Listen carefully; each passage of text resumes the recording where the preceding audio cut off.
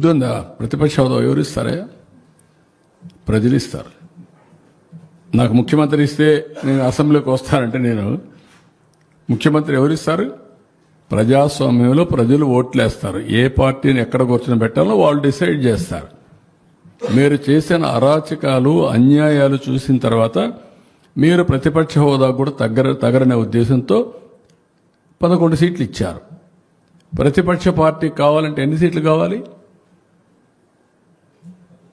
18 కావాలి. 18 ప్లస్ 19 కావాలి.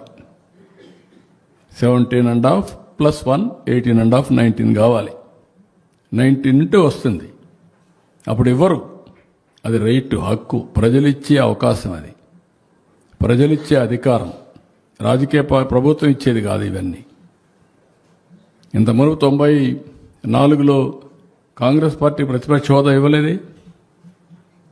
26 మంది గెలిచారు. అప్పుడు ఇవ్వలేదు.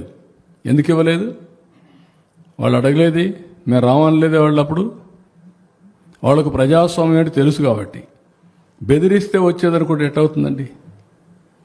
ఎక్కడ బెదిరిస్తావు? ఎందుకు ఇస్తారు? ఆ రోజులు అయిపోయినాయి. బ్లాక్మెయిల్ చేసే రోజులు కూడా అయిపోయినాయి. ఇంకా మళ్ళా గొలగరాయి డ్రామా, కోడికత్తి డ్రామా, గొడ్డల వేటు డ్రామా. గొడ్డల వేటు, గుండెపోటు నేను నమ్మాలా? ఇప్పుడు కూడా నేను నమ్మాలా? నీళ్ళు ఇస్తే నీళ్ళు ఇవ్వలేదని నేను నమ్మాలా?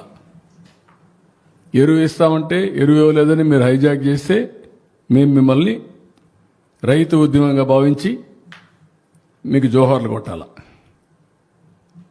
వాళ్ళు దగ్గర పెట్టుకొని పనిచేయండి మీరు.